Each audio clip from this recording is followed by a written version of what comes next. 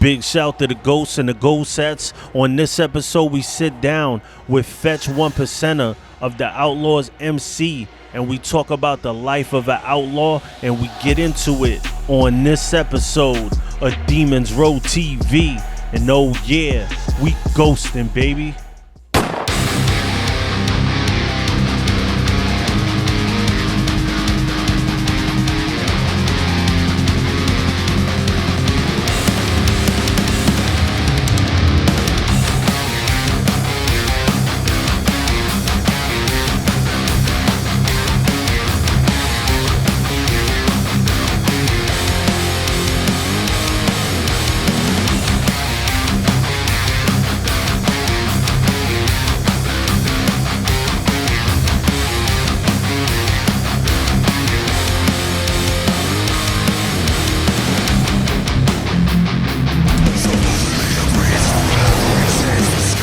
Big shout to the Ghosts and the Ghost Sets. Welcome to Demons Row TV, the holy grail of MC culture, where we cover everything motorcycle club involved. I'm Sos the Ghost. I'm your host for the evening, and today's a big day. We're gonna sit down with Fetch One Percenter of the Outlaws MC. But the first thing I want you to do, like we always do on this channel, is to hit me with that pound ghosting. And that lets me know you're alive and well, sitting on tools, doing what you do, or just part of the Demons Row community, one of my ghosts. Big shout to all my new subscribers. Welcome to the row. Make sure you hit that bell so you get the notification. Hit the like button, and let's get into it. First and foremost, thank you for being here, Fetch. I appreciate you taking the time out of your busy schedule. I know you got a lot going on. I just appreciate it, and this interview is important for the whole culture, you know? They say from the conception to the age of 7 is how you're programmed. So let's get into your roots. Who is Fetch One Percenter? Where did you grow up? What got you into motorcycles? Like I said, I'm Fetch One Percenter. It's a pleasure to be on your show. Like I said, I'm thankful that I ran upon you. Like I said, it's long overdue for all of us to connect to where we are today. There's big topics just surrounding our culture, and I do agree that it should be spoken of and debated on at least. I grew up in Bishop Falls, Newfoundland. It's a small island here in Canada. I grew up with parents driving me to Sunday school and church, so I grew up with good morals and all that stuff. You know, I had a tight group of friends growing up, probably 8 or 10 of us. You know, back in the day, driving pedal bikes, sleeping in tents, you know, raised a little bit hill, egging houses and stuff, you know, what you do when you're young punks. Then I grew up to college, and all my friends and stuff went away to college. I stayed back and worked a minimum wage job for a few years, trying to get a few things around me. So then I decided to go to college, and I went into community recreation leadership. So from that course, I've learned a lot of leadership skills, programming and events, working with seniors and adults and kids. It was a great course. Into the bodybuilding and stuff like that, working out and training. I've done a few years of competing, going through a lot of discipline and dedication, determination. From then on, I've got a job here at home. It's just a warehouse job, basic job. So with that job, I wasn't really happy with my role and where I was to. I always thought I was better and I was capable of better. So in that job, I took on initiative of getting heavily involved in union work and job and union activities. Yeah. From shop steward, vice presidents to my local. I sat on Newfoundland Labrador Federation of Labor as the youth VP. Fighting for all young workers here in Newfoundland. You actually answered one of the questions that some of the people that watch the show asked. They said, can you be a 1 percenter and hold a regular job? A lot of people ask this question. Yeah. So basically, you know, if in all theoretical, yeah, you should be able to. But like I said, the day and age that we're living with the cops and what they're trying to do, we've had members here that lost their jobs because of either they're wearing a patch or affiliated to the club. So, you know, like me, I do not have a criminal record. I had some shit happen to me when I was younger. Just bullshit happened, when you're a young punk learning. But I do not have a criminal record. I still wear this. I still got my job, but it was a union job. So, I have a unions fighting for my back. Can people get away with that just having a regular job? Well, I can't really answer that. It's just playing Russian roulette because it's all about your employer, right? If they take the government side or if the police go and visit them, it's just the police that's feeding more endless bullshit, really. So it's hard to say yes or no. Like, I'm still getting away with it, but I'm going to fight, through tooth and nail. I'm not going to put up, just because I'm wearing a patch doesn't mean I'm going to lose my job. Doesn't mean I'm not a good worker. It's bullshit. So how was it like becoming an Outlaws MC? Did you see them growing up, or did you meet them when you got older? How did that all come about? My cousin was a part of them, actually. So he pretty much, I seen them driving around for a bit and whatnot, and pretty much got in contact with him, started hanging around, doing that whole phase, and to see what they're like, what they're all about, and just pretty much staying by the sidelines and getting it all in from my perspective before I decided to take that leap. Do you have the same rule with the American-made bikes, or is it just Harleys? Like, No, in our constitution, it's American-made motorcycles, right? 1340 cc or higher. okay. So now, but I mean, like, in all honesty, I know that different clubs and different chapters, not just our clubs. I mean, mostly all Harleys, really, originally. This is a question that I get a lot about myself, and it's an important question. Some people sometimes they say, can you be a one percenter and live a righteous lifestyle? Yeah, well, I don't go to church every day, but I do have our own church. Yeah, but no, in all honesty, there is chapters that are in Outlaws as well. I know that there is one chapter boss in the state somewhere that he's heavily involved in church, and like I think he's like second to a pastor, somewhat, right? So This is one I get a lot. How can you preach unity, but your club told me where I live, I couldn't open my new club or my new chapter? I get this all the time. yeah, well, like I said, I can't really discuss on from the info I'm given, but like I said, it all comes down to mentality and whatnot to really too, because I mean, if there's an instance case that happened here, I mean, for just an average Joe to come up and just want to start MC, how, do you know anything about our culture? Do you know anything about our history? Have you been a part of MC? Have you been a part of RC? I know RC and MCs are different, but I mean, did he have that stepping stone? So, I mean, there's a lot of factors at play. So to me, like I said, if you are looking, for me personally, there's the big five clubs.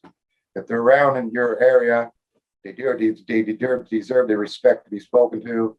I mean, they don't have to have a mentality that, we're fucking almighty. But I mean, they deserve to be chatted upon. And like I said, if you had discussions on opening up a chapter, I mean, it's just having a discussion. Maybe they would want you to hang around for a bit, maybe want to see what you're like, maybe if you're going to be good for the culture. I mean, there's a lot of, like I said, there's a lot of factors at play.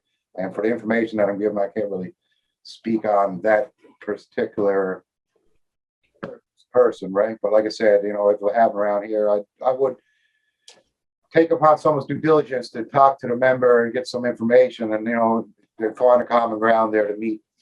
When you have groups that literally burn cities down, why do you think MCs are at the top of law enforcement's radar? Yeah. Well, like again, I can't really speak on all the situations that happened in the past or whatnot.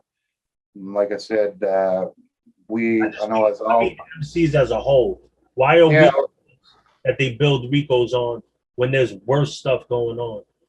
well, I think, like I said, the clubs in general, I think we all grown from the past.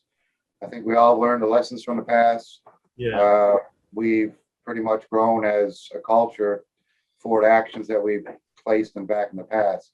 I mean, the governments and law forces can say this about us, but it's okay for them to provoke war and bomb countries and cities over away. So, I mean, how can you say that this group of people are, they're doing basically the same thing. Tell us about Project Barbarian and the situation in Newfoundland that you're going through right now. So Project Barbarian was roughly almost a 2-year investigation.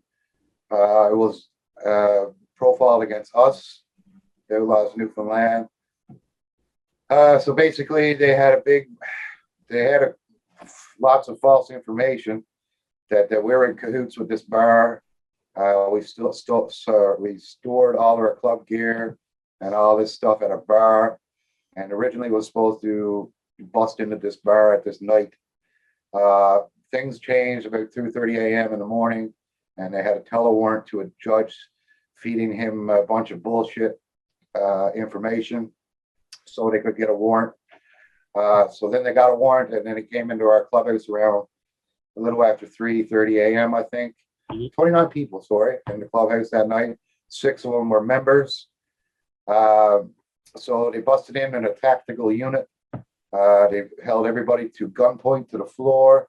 And I mean, like, the guns were like right to members' heads, feet on their backs, threatened they were going to kill them, shoot them if they move. So 6 members got arrested. They got searched twice, then arrested with possession and trafficking for drugs. So they were searched twice, but yet they were still arrested and charged for possessing and trafficking, and then sent into a jail cell for 16 hours plus, with no phone call to call a lawyer, nothing like that. So right now we're still sitting on about 3 members are still on conditions. They're not allowed around us. They're causing a little shit show between all of us, trying to not have us together and whatnot. They know that we solely live on our brotherhood and our fellowship. So, that's one of our tactics of getting away. But like I said, then they had the media posts, Outlaws bus, drug bus, and on the table was all clothing, rings, a couple of patches. There were no drugs whatsoever. They didn't find any drugs. So, but yet they are allowed to release to the media that they had an outlaw big club bus, and then the next day they arrested 3 people in a different town, and they also fed that to the media and said that they're arrested along with us in our investigation. So these guys, we don't know them from Adam and Eve. So I mean, for those families that are getting, for their families, loved ones, or whoever they are, they're getting put on our media bullshit. So I mean, it's not fair for them, but also not fair for us.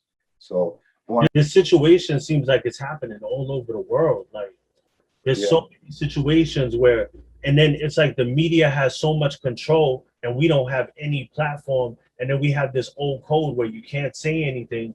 So it's an honor for me to talk with you, because this is historic right now. Yeah, it seems like they've been getting away with a lot of it lately. Like I said, when they done that bust on us, and I just knew there was no information there. There was no evidence, and that stuff that they were getting away with, I wouldn't, like I said, the union background that I have is fighting for brothers and sisters. And to me, that's disrespectful. You're coming at us at our club, feeding a bunch of lies to the media. Like, I don't stand for that. And I'm not going to stand for it. So like I said, the media has a right to hear our side of it too, right? Yeah, for real. What steps do you think that we could take as a community to fix this problem? Like, that's why I'm trying to do on my end, use the base as it's growing, because we're almost hitting 100K. Use the base to put pressure from outside on over there. Let them know, like, you might try to put this out in the media, but we got media in other places. So if we get enough people pushing from different directions, people have an opportunity to hear, like you said, your side. You know what I mean? More people will hear it. Well, I think a lot of it too, with where we have this kind of communication, is better, because I've tried to go with an actual news broadcasting media there a couple years ago, and it was like a 5 or 6 minute video, and they took 2 minutes of that clip of what they wanted to actually the public to hear, and that was it. So pretty much our side still didn't get told, right? And like I said, I guess for us as being bikers, we're always looked at as the mean guys that don't give a fuck, you know, which is in reality, our culture is a different culture. Yes, we take care of things on our own. Yeah. But I mean, a lot of the reasons you see a lot of the old crowd, you know, and even the supporters and whatnot, you know, like bikers are supposed to handle their bullshit. Like, you know, you look soft going on TV. As you're not soft, man. If anything, I got balls. People got balls. Other members got balls for coming on and telling society what the fuck these guys are getting on with. So, you know, it's just a matter of fact of one person coming and making that train so that everybody can hop on, right? How do you feel like when one person does something and it gets reflected on you? Like, I have people that like were saying like, you know, like Fetch is talking about positivity, but this is going on over here. And I feel like what you're doing is something that's commendable. So why does something that somebody else does somewhere else, why can't your legacy be cemented by what you do? But I know that's part of being in a club. Like, how do you feel about that? Like, do we have to wear our brothers, like everything our brothers do? Or how do you feel about that? Well, I think that comes down to leadership role too. For one, we're all put in different places, members in different chapters, but it comes down to leadership. Uh, I mean, even for like new members coming in, I mean, they all got to know that what you have on your back, you represent us all. So, I mean, any kind of instance out around in public, being a Nimrod, being an a-hole, I mean, that all reflects to us. You know, I mean, we hold doors open for older people. You know, we get thank yous and whatnot. I mean, that's the thing we do. But then, you know, we're looked at as cops. You know, we're perceived as being the soft teddy bears, but you know, in reality, we're criminals. But I mean, like I said, it comes down to leadership. You know, as a thing that we all practice. I mean, especially practice here. I mean, at every meetings we usually have, you know, just make sure what you're doing, you represent the whole club. And if you do go and F up real big, well, you know, you're going to get repercussions of it. Somebody asked, what is the proper way to show respect if they were to run into you at like a gas pump and they're like a regular biker, they're not in a club or anything, they're a little intimidated and they want to just say hi to you or show you respect? What is the proper way if they see you at a gas station to like show you respect? Well, I think it comes down to the like a stigma that the media and the law enforcement portray on us. Like I said, they got civilians scared of us to even come up and say hello. I mean, that's ridiculous. I mean, we're just human beings too. Yeah. Like I said, I got no issues. I'm gassing up my bike, and a guy comes up speaking about Harleys, speaking about the weather. I mean, at the end of the day, we're just regular people, just like you know, me and you. So Yeah. don't feel intimidated to go up and say hello to a member. Like you know, like I said, it's not that all bad. Don't believe all the hypes that's out there that surrounds our culture. Okay. All right. So is there any websites, anything that you want to link to or anywhere that people could catch you? Well, my last Instagram account got deleted, so I think that's had something to do with the works with Oh, the crowd. But anyways, I only got my YouTube channel. Like I said, I'm not really big and famous or hitting the 100K mark like you. But saying that, like I said, that just keep an eye out for my channel. Like I said, we're going to start doing some PR ads on our own part as well for stuff around here that we've been doing and in Canada, so that we can start fighting back in our own way. You know, this is the only way to fight back. one thing I say you do though is you'll get on there, talk for 5 minutes, and you'll have 100K views. That's one thing. Yeah. Yeah. We'll see, I'll hold you to that one. You might have to get me drunk. Well, thank you for sitting down with me, taking the time out your day. I really appreciate it.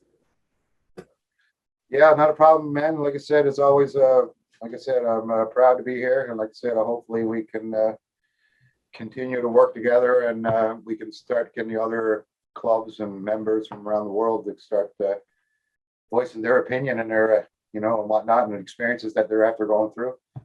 Like like I said, we got to find some common ground here and coexist. Like I said, we have a rich culture that we need to preserve and protect, and these a-holes, they're getting away with it for too long. And like I said, it's not fair. So it's time to fight back. Yeah, I'll continue to support anything. If you ever want to get on, because something happened and you want to say something, platform is yours. If you got new stuff, new videos, I'm gonna push it to the community, show the love back. Perfect. Okay. Sounds good. Thank you, brother. All right, brother.